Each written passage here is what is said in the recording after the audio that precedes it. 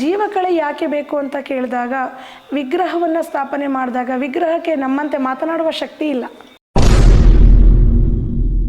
Business ಅಂದರೆ ಯಾವ ರೀತಿ? ಜೀವಕಳೆ ಅಂದರೆ ಹಾಗೆ ಮಾಡಿಕೊಡ್ತೀನಿ, ಕುರುಹು ಮಾಡಿಕೊಡ್ತೀನಿ, ಹೀಗೆ ಮಾಡಿಕೊಡ್ತೀನಿ. ಕೇವಲ 6 ತಿಂಗಳು ವರ್ಷ ನಡೆಯುತ್ತೆ, ಮತ್ತು ಅವ್ರ ಜೀವನ ಏನಾಗಬೇಕು? ನಮ್ಮ ಹಿಂದಿನ ಋಷಿಮುನಿಗಳಿಂದ ಬಂದಿರತಕ್ಕಂಥದ್ದು, ಪೂರ್ವಿಕರಿಂದ ಬಂದಿರತಕ್ಕಂಥದ್ದು ಮಯಮ್ಮತ ಗ್ರಂಥ ಅಂತ ಇದೆ. ಅದರಲ್ಲಿ ವೇದಾಭ್ಯಾಸ ಅಂದರೆ ಏನು? ವಾಸ್ತುವಿನ ಅಭ್ಯಾಸವನ್ನು ಮಾಡಿರ್ತಕ್ಕಂತಹ ಒಂದು ರೀತಿಗಳನ್ನು ತಿಳಿದು ಅಲ್ಲಿ ಹೋಗಿ ನೋಡಿದಾಗ ನಮಗೆ ವಾಸ್ತು ಏನಾಗಿದೆ ಅಂತ ಗೊತ್ತಾಗುತ್ತೆ. ಮತ್ತು ಸಂತಾನ ಭಾಗ್ಯಕ್ಕಾಗಿ ತುಂಬ ಜನ, ಅಮ್ಮ ನಾವು ತುಂಬ ಕಡೆ ಹೋಗಿ ಚೆಕ್ ಮಾಡಿಸಿದ್ವಿ, ಎಲ್ಲ ಆಯಿತು, ಎಲ್ಲ ನಾರ್ಮಲ್ ಇದೆ, ಆದರೆ ಸಂತಾನ ಭಾಗ್ಯ ಆಗಲಿಲ್ಲ ಅಂತ ಹೇಳಿ ಬರ್ತಾರೆ.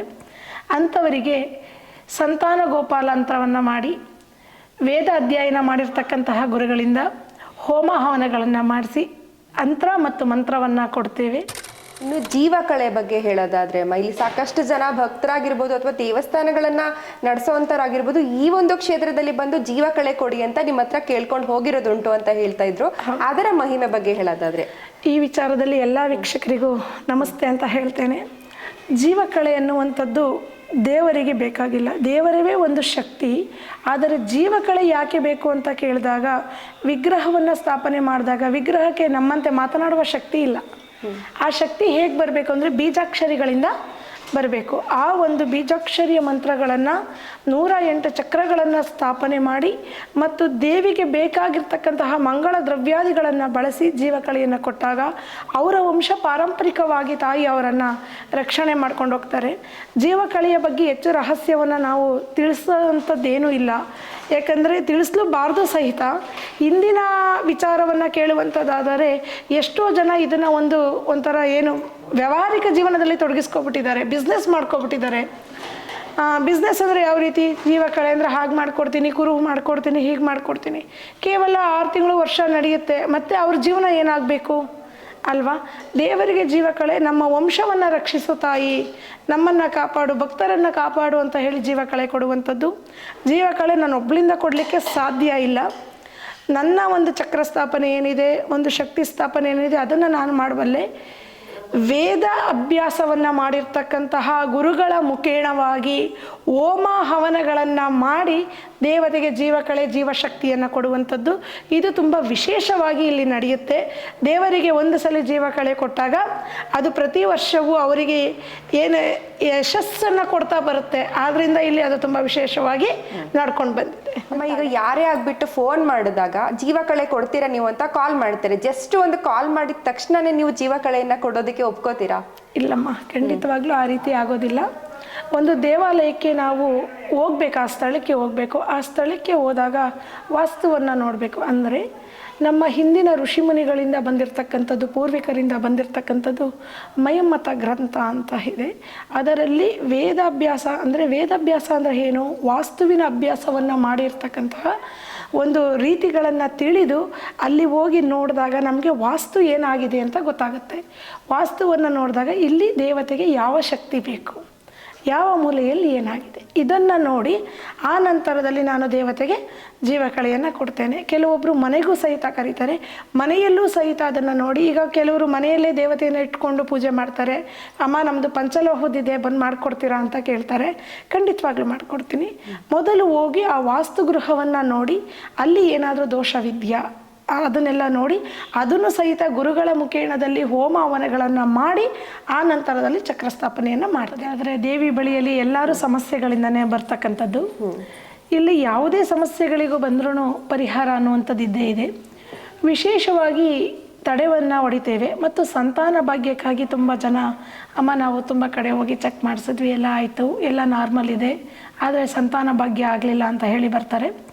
ಅಂಥವರಿಗೆ ಸಂತಾನ ಗೋಪಾಲಾಂತರವನ್ನು ಮಾಡಿ ವೇದ ಅಧ್ಯಯನ ಮಾಡಿರ್ತಕ್ಕಂತಹ ಗುರುಗಳಿಂದ ಹೋಮ ಹವನಗಳನ್ನು ಮಾಡಿಸಿ ಅಂತ್ರ ಮತ್ತು ಮಂತ್ರವನ್ನು ಕೊಡ್ತೇವೆ. ಅದು ಸಾಕಷ್ಟು ಫಲಿತಾಂಶವನ್ನು ಕೊಟ್ಟಿದೆ, ಅದನ್ನು ಕೂಡ ನೀವು ನೋಡಬಹುದು. ಬಹಳ ವಿಶೇಷವಾಗಿ ಅದು ನಡೆಯುತ್ತೆ. ಕ್ಷೇತ್ರಕ್ಕೆ ಬರ್ತಕ್ಕಂಥವ್ರು ಸುಮಾರು ಜನ ಇದ್ದಾರೆ. ಅದು ನಾನು ಹಾಗೆ ಹೀಗೆ ಅಂತ ಹೇಳಲಿಕ್ಕೆ ಬರೋದಿಲ್ಲ. ಯಾಕಂದರೆ ಯಾರ್ಯಾರು ಏನೇನು ಸಂಕಲ್ಪವನ್ನು ಹೊತ್ತು ಬಂದಿರ್ತಾರೋ ಅದು ಭಗವತಿಯಲ್ಲಿ ಪ್ರಾರ್ಥನೆ ಇರುತ್ತೆ.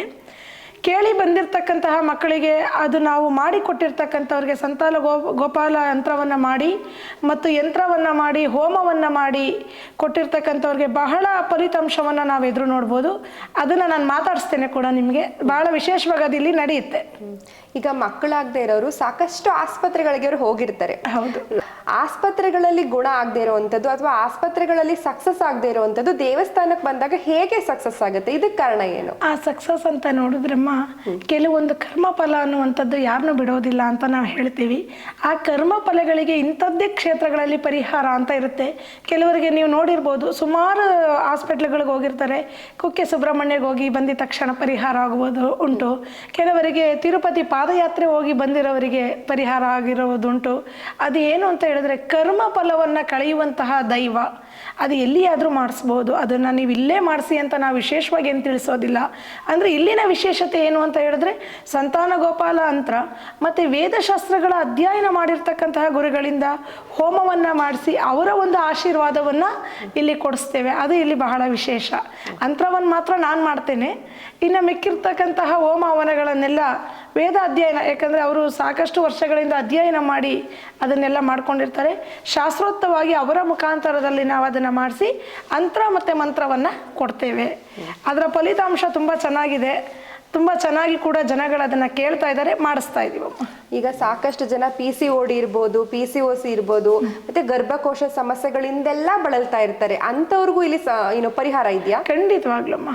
ಸಂತಾನ ವೇಣುಗೋಪಾಲ ಸ್ವಾಮಿ ಯಂತ್ರ ಅಂದರೆ ಅದು ಸಾಮಾನ್ಯ ಅಲ್ಲ. ಶ್ರೀ ಕೃಷ್ಣ ಅಂದರೆ ಎಲ್ಲ ಒಂದು ಕರ್ಮವನ್ನು ಕಳೆಯುವಂತಹ ಭಗವಂತನ ಹೋಮ ಹವನ ಮತ್ತು ಯಂತ್ರವನ್ನು ಧರಿಸೋದ್ರಿಂದ ಸಾಕಷ್ಟು ಅವರಿಗೆ ಫಲಿತಾಂಶ ಸಿಗುತ್ತೆ. ಅದು ಒಳ್ಳೆಯದು ಅಂತ ಹೇಳೋದಕ್ಕಿಂತ ನಾವು ಫಲ ಅಂತ ಹೇಳ್ಬೋದು. ಪೂರ್ಣ ಫಲ, ಪೂರ್ಣ ಪ್ರಮಾಣದ ಫಲ ಅವರಿಗೆ ದೊರಕುತ್ತೆ. ಮತ್ತೆ ಇನ್ನೊಂದು ವಿಶೇಷ ಅಂತಂದ್ರೆ ದೀಪಾರಾಧನೆ. ಈ ಕ್ಷೇತ್ರದಲ್ಲಿ ದೀಪಾರಾಧನೆ ಬಹಳ ವಿಶೇಷ. ಯಾಕೆ ಇಷ್ಟು ದೀಪಗಳನ್ನ ಹಚ್ಚಿರ್ತೀರಾ? ಮತ್ತೆ ಸಂಕಲ್ಪ ಕೂಡ ಇದೆ, ಅದ್ರ ವಿಶೇಷತೆ ತಿಳಿಸ್ಕೊಡ. ಖಂಡಿತವಾಗ್ಲೂ ಇಲ್ಲಿ ನಮ್ಮಲ್ಲಿ ಹೆಚ್ಚು ರೈತರು ಕೂಡ ಜಾಸ್ತಿ ಬರ್ತಾರೆ. ಯಾವ ಬೆಳೆಯನ್ನು ಬೆಳೆಯಬೇಕು ಅಂತ ಹೇಳಿ ಆ ಬೆಳೆಯನ್ನು ಕೇಳ್ತಾರೆ. ಇಲ್ಲಿ ಅಮ್ಮನವರು ಅವರಾಗೆ ಹೊಂದಾಣಿಕೆ ಆಗುವಂತೆ, ಈಗ ಟೊಮೊಟೊ ಮತ್ತು ಏನು ಬೀನ್ಸು ಹೂ ಬೆಳೀತಾರೆ. ಅವ್ರು ಬೆಳೆಯೋಂಥವ್ರು ಏನು ಮಾಡ್ತಾರೆ, ಈ ಸ್ಥಳಕ್ಕೆ ಬಂದು ಅಮ್ಮನ ಹತ್ರ ಒಂದು ಸಂಕಲ್ಪವನ್ನು ಮಾಡಿ, ಈ ಬೆಳೆ ಚೆನ್ನಾಗಿ ಉತ್ತೀರ್ಣವಾದರೆ ಅವರ ಶಕ್ತಿ ಏನಿದೆಯೋ ಅದು ಏನಾದರೂ ಭಕ್ತ ಕೊಡ್ಬೋದು, ತಾಯಿ ಸ್ವೀಕರಿಸ್ಬೇಕಷ್ಟೆ.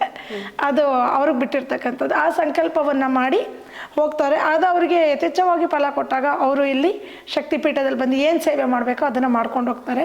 ಅದಕ್ಕೆ ಅಧಿದೇವತೆ ಅಂತಲೇ ಹೇಳ್ಬೋದು ನಾನು. ಇನ್ನು ತಾವು ದೀಪಾರಾಧನೆಯ ಬಗ್ಗೆ ಕೇಳಿದ್ರಿ. ದೀಪಾರಾಧನೆ ಅಂತ ಹೇಳಿದ್ರೆ, ಹಿಂದಿನ ಕಾಲದಲ್ಲಿ ನಾವು ಜ್ಯೋತಿಗಳ ಮುಖಾಂತರವೇ ದೇವರ ದರ್ಶನವನ್ನು ಮಾಡ್ತಾ ಇದ್ದಿದ್ದು.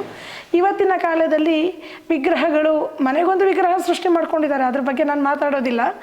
ಏಕೆಂದರೆ ವಿಗ್ರಹ ಬರೋದಕ್ಕಿಂತ ಮುಂಚೆ ನಾವು ಬೆಳಕನ್ನೇ ಭಗವಂತ ಅಂತ ಹೇಳಿ ಪೂಜೆ ಮಾಡ್ತಾ ಇದ್ದಿದ್ದು. ಇವಾಗಲೂ ಕೂಡ ಸೂರ್ಯ ದೇವರನ್ನು ನಾವು ಪೂಜೆ ಮಾಡ್ತೇವೆ.